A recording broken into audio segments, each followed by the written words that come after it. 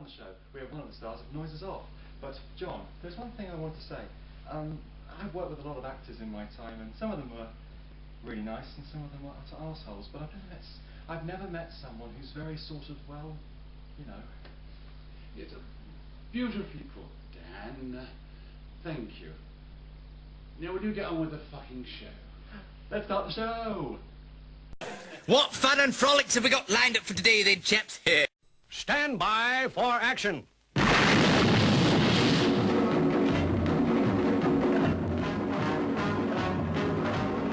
And now for something completely different.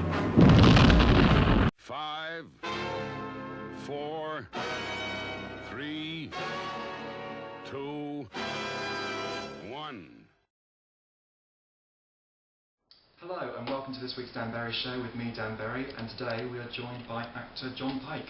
Ah, good evening. Good day.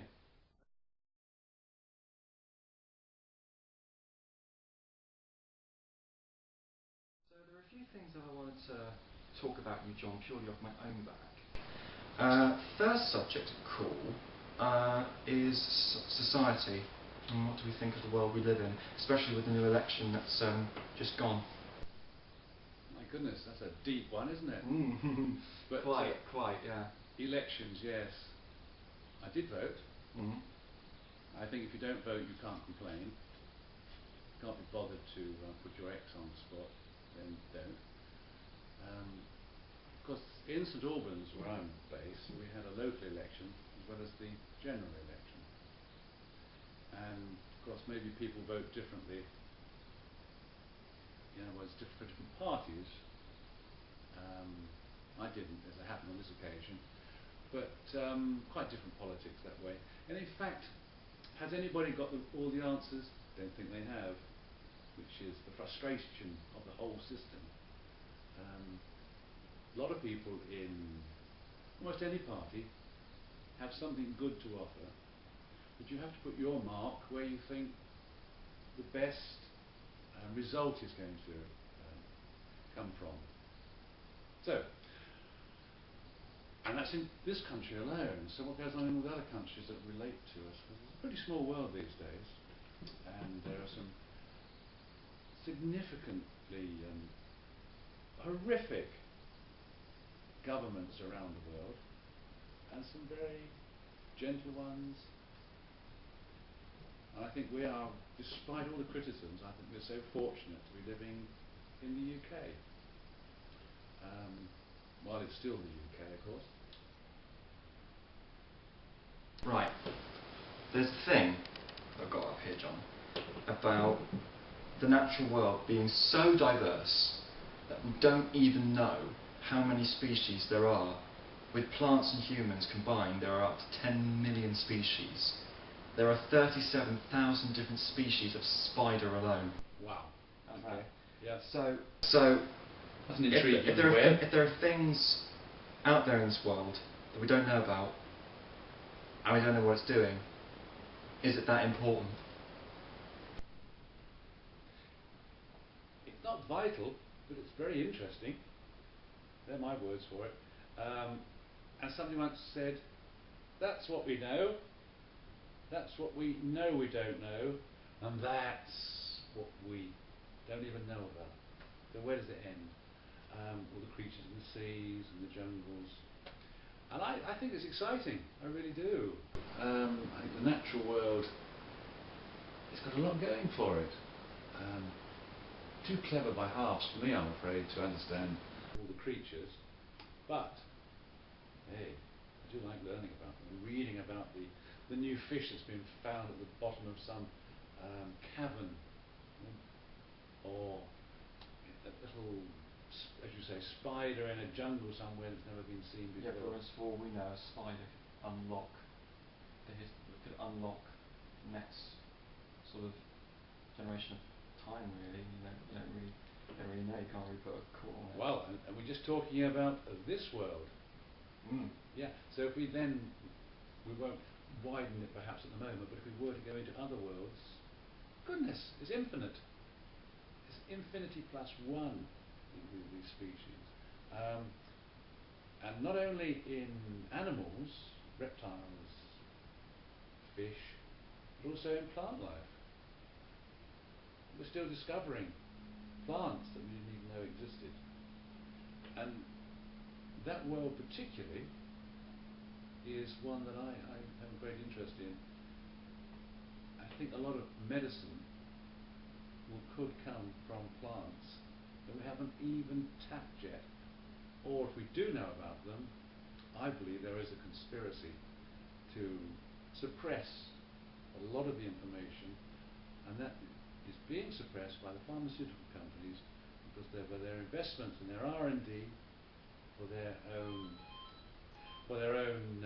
benefit in the products that they produce, and well, they're treating the effect of problems, they're not treating the cause of problems.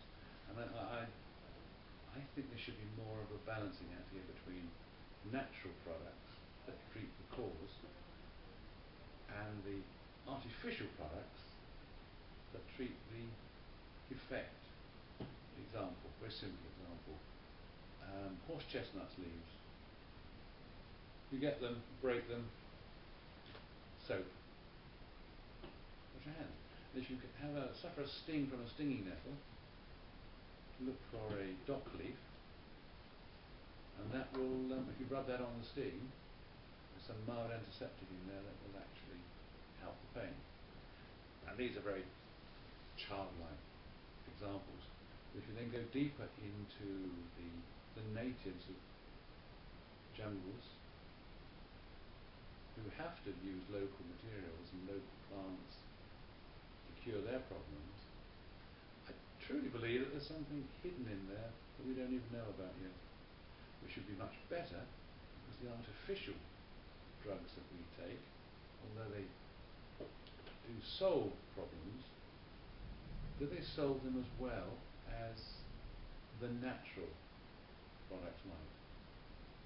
Because I think the world is of one, and conceptually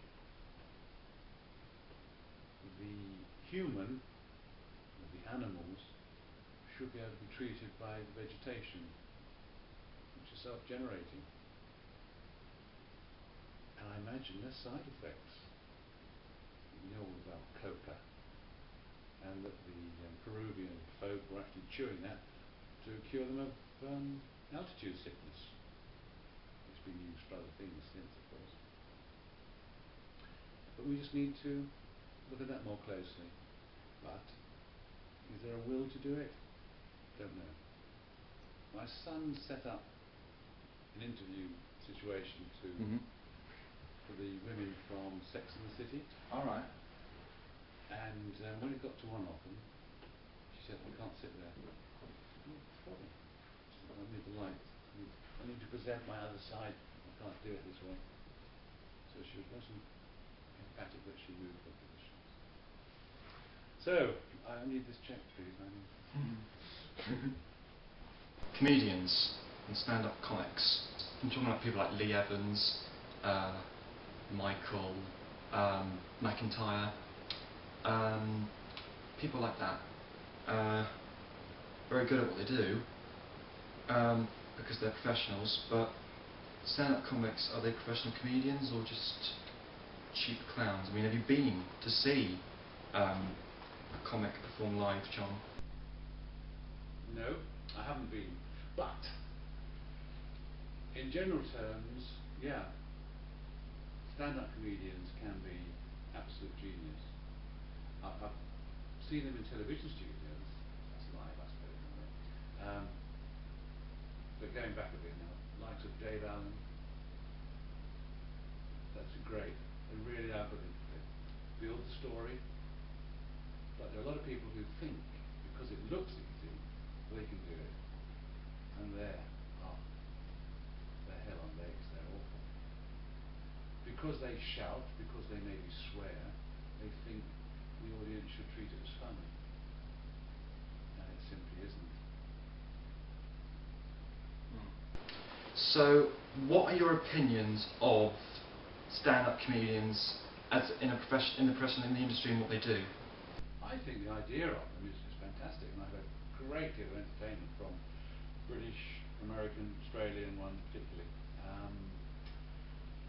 you get one who thinks they're good and they're not, or don't hit my funny bone, they're boorish.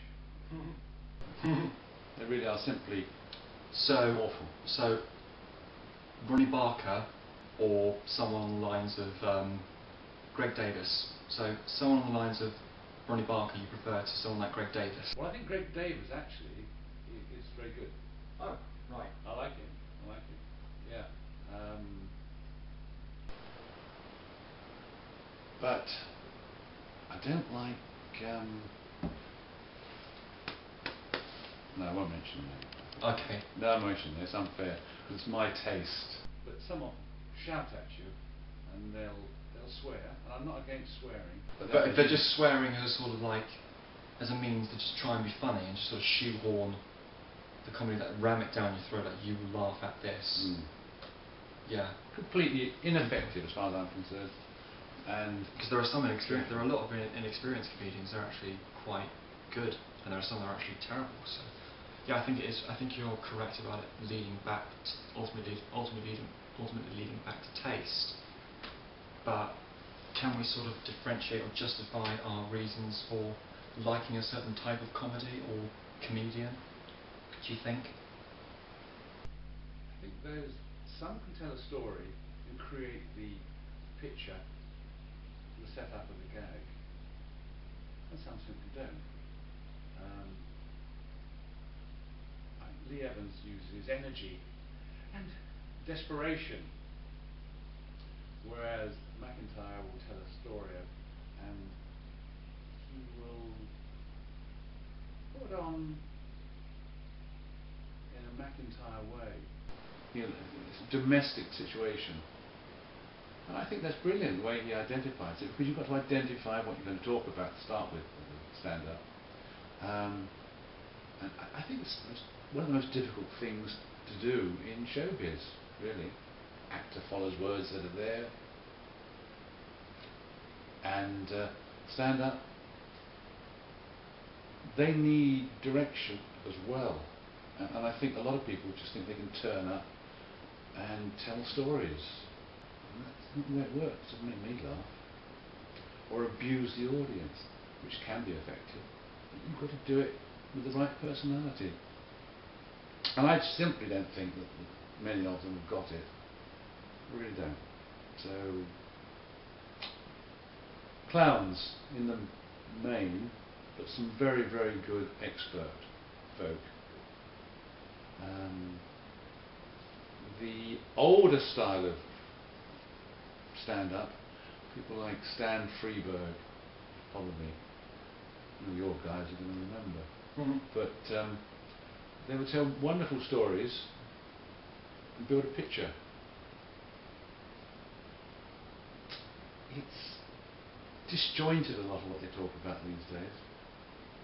But you get a good one, fantastic. I'd like to see more ladies doing it actually, because the ones that do it, or the females, are pretty good. As a percentage, they've got better comedians than they have not. And you get a different angle on life. So, will I want to do it? Oof, wow. I didn't necessarily ask you that question, John. No, but I think we've all thought about it. Oh yes, isn't it great? Yes. When you're on a roll, it might be fun, but you're putting yourself on the edge every night, aren't you? When you go up there. That tightrope. Bad enough as an actor, at least you've got lines to hide behind, predetermined characters and so forth. Some very interesting discussions being made here, but I'm afraid we're going to have to wrap up this week. A massive thank you to my guest today, Mr. John Pyke. Thank you, Dan. I'm really happy to come along to the show and actually talk about all the stuff we talk about, because we had a lot of interesting conversations about it. It was really good. Oh, there's more where that came from. Please come back and see us again. We'd love to have you. Yeah, I'd like to. So I'll be back next week with more discussions and deliberations about points of interest and the big world we live in. Until then, goodbye. This is us being cool. on a very sort of quick meeting basis. Ozzy Osbourne and all those other rock stars. Doesn't matter. This is to all the viewers watching. If you don't think that old fellas like John have groove, think again. Think hard. Now this is a story all about how my life got twisted upside down, and I'd like to take a minute just to sit right there and tell you how I became the prince of a town called Bel Air.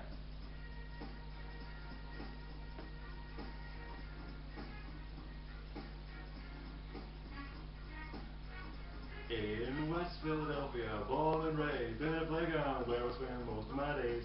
Chilling out Max and been acting all cool, and I was shooting some b-ball outside of school when a couple of guys, they were up to no good, started making trouble in my neighborhood. I got in one little fight and my mom got scared and said, "You're moving with your auntie and uncle in Bel Air." I whistled for a cab, and when it came near, the license plate indicted and the dice in the mirror. And everything out the count, this count was where, but I thought, now forget it, go home to Bel Air. I pulled up to the house around 7 or 8, and I yelled to the cabbie, "Go home, smell you later." Looked to my kingdom, I was finally there to sit on my throne as the Prince of Bel Air.